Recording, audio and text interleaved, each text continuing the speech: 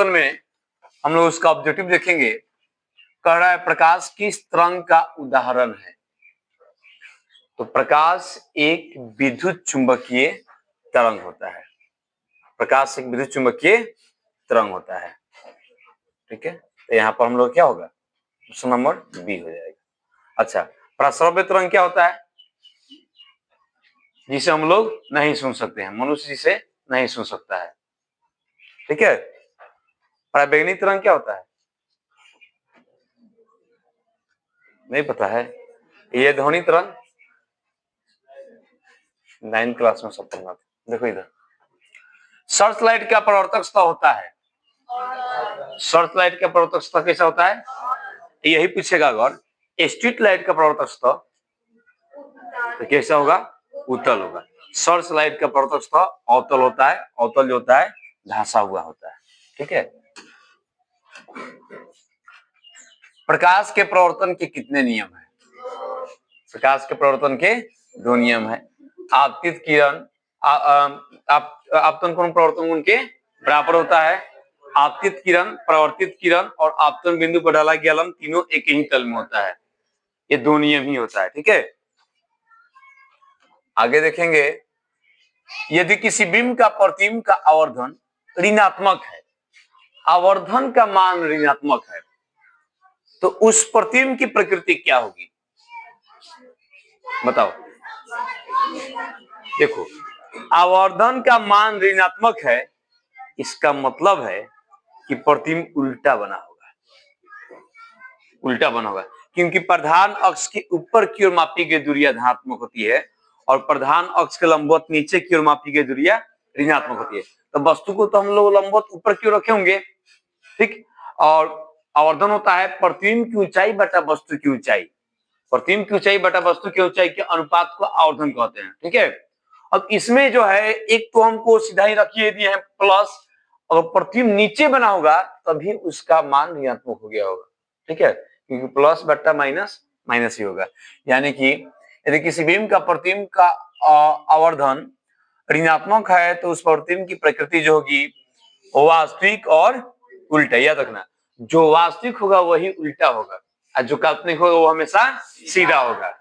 वास्तविक प्रतिबिंब जो होता है वो एकदम स्ट्रेट होता है, जिसे हम ब्रोकन लाइन नहीं कहते हैं, लेकिन काल्पनिक प्रतिबिंब जो होता है उसे ब्रोकन लाइन से दर्शाते हैं, टूटी हुई रेखा से। ठीक है, काल्पनिक प्रतिबिंब को, काल्पनिक प्रतिबिंब जो होता है हमेशा दर्पण के पीछे बनता है और वास्तविक प्रतिबिंब हमेशा दर्पण के। ठीक है, काल्पनिक प्रतिबिंब का एक और नाम आभासी प्रतिबिंब। तो इसका आंसर हो जाएगा वास्तविक और उल्टा।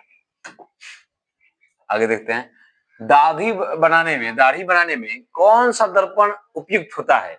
अच्छा, दाढ़ी बनाने में अवतल दर्पण का उपयोग करते हैं, क्योंकि अवतल दर्पण ही एक ऐसा दर्पण है जो किसी वस्तु का बड़ा प्रतिबिंब बना सकता है। उत्तल और समतल दर्पण द्वारा किसी वस्तु का बड़ा प्रतिबिंब नहीं बना सकते हैं, और अवतल दर्पण बड़ा प्रतिबिंब बनाता है, इसलिए इसका उपयोग दाढ़ी बनाने के लिए किया जाता है, क्योंकि छोटे छोटे दाढ़ी को बड़ा करने में उसका उपयोग होता है, जिससे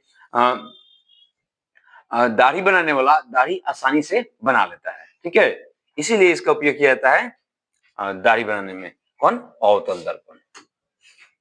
आगे देखते हैं, निम्नलिखित में कौन उत्तल दर्पण की फोकस दूरी है जिसकी वक्रता त्रिज्या 20 सेंटीमीटर है। अच्छा, 32 सेंटीमीटर है, तो इसका बताना है फोकस दूरी। फोकस दूरी क्या होगा, 16 सेंटीमीटर होगा। तो प्लस 16 सेंटीमीटर होगा कि माइनस 16 सेंटीमीटर होगा। क्यों प्लस होगा, क्योंकि उत्तल दर्पण की फोकस दूरी धनात्मक होती है। उत्तल दर्पण की फोकस दूरी धनात्मक होती है।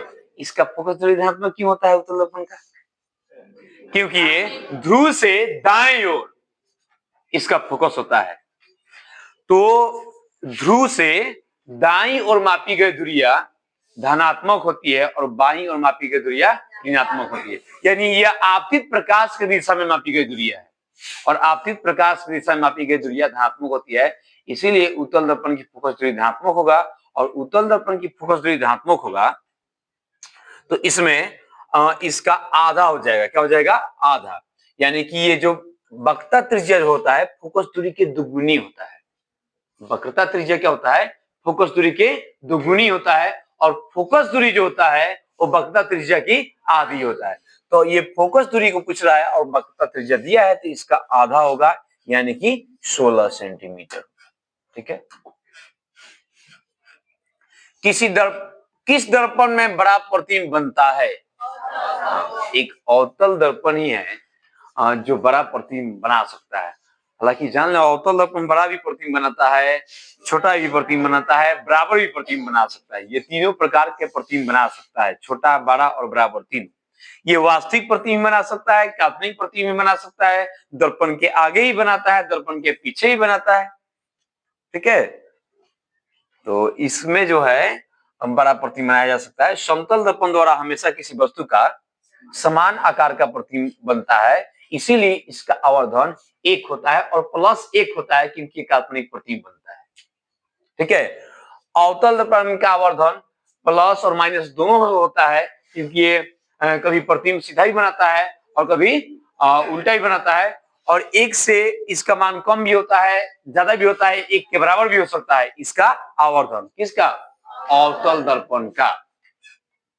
इसमें अवतल दर्पण में -1 हो सकता है आवर्धन का मान। ठीक है। अच्छा, उत्तल दर्पण जो है इसमें भी आवर्धन का मान हमेशा धनात्मक होता है क्योंकि प्रतिबिंब हमेशा काल्पनिक और सीधा बनता है, और आवर्धन का मान हमेशा 1 से कम होता है, याद रखेंगे। आवर्धन का मान हमेशा 1 से कम होता है उत्तल दर्पण में। ठीक है। और ये किसी वस्तु का हमेशा छोटा प्रतिबिंब बनाता है, और समतल दर्पण हमेशा किसी वस्तु का समान आकार का प्रतिबिंब बनाता है, और ये छोटा, बड़ा और बराबर तीनों प्रकार के बनाता है। तो ये बड़ा पूछ रहा है, तो बड़ा एक अवतल दर्पण ही है जो बना सकता है। ठीक है। दंत विशेषज्ञ किस दर्पण का उपयोग मरीजों के दांतों का बड़ा प्रतिबिंब देखने के लिए करते हैं? अब बताओ, बड़ा प्रतिबिंब कौन सा दर्पण बनाता है? केवल अवतल दर्पण ही है जो बड़ा प्रतिबिंब बनाता है। तो यहाँ पर दंत चिकित्सज्ञ जो है वो अवतल दर्पण का ही उपयोग करेगा। यहाँ पर सभी ऑप्शन देकर नहीं भरना है। ठीक है। अवतल दर्पण होगा। अच्छा, परिवर्तन के नियम से निर्धारित होता है, बताओ क्या? आपतन कोण प्रवर्तन कोण के बराबर होता है, यानी कि ऑप्शन नंबर 1 सही होगा। ठीक है। अंतिम क्वेश्चन कह रहा है कि गोलीय दर्पण के परावर्तक पृष्ठ की वृत्ताकार सीमा रेखा का व्यास क्या कहलाता है? गोलीय दर्पण के वृत्ताकार सीमा रेखा का व्यास कहलाता है प्रधान अक्ष। और कोई? देखो, मुख्य फोकस जो होता है जहां पर प्रतिबिंब जो समानांतर प्रकाश की किरणें जो आती है, प्रकाश प्रधान अक्ष समानांतर जितने भी प्रकाश किरणें आती है, जिस बिंदु को मिलती है या मिलती हुई प्रतीत होती है, वह मुख्य फोकस या फोकस होता है। ठीक है। जिसको कैपिटल F द्वारा सूचित करते हैं, और ध्रुव से फोकस के बीच की दूरी को फोकस दूरी कहते हैं। वक्रता त्रिज्या जो होता है वक्रता केंद्र के बीच की दूरी होता है ध्रुव से। ठीक है। और ये जो होता है फोकस दूरी के दुगुनी होता है, इसको स्मॉल r या कैपिटल R द्वारा सूचित कर सकते हैं। प्रधान अक्ष जो होता है ध्रुव और वक्रता केंद्र को मिलाने वाली मुख्य अक्ष होता है, यानी इसको हम मुख्य अक्ष के नाम से भी जानते हैं, और इसका आंसर जो होगा गोलीय दर्पण का द्वारक हो जाएगा। ठीक है।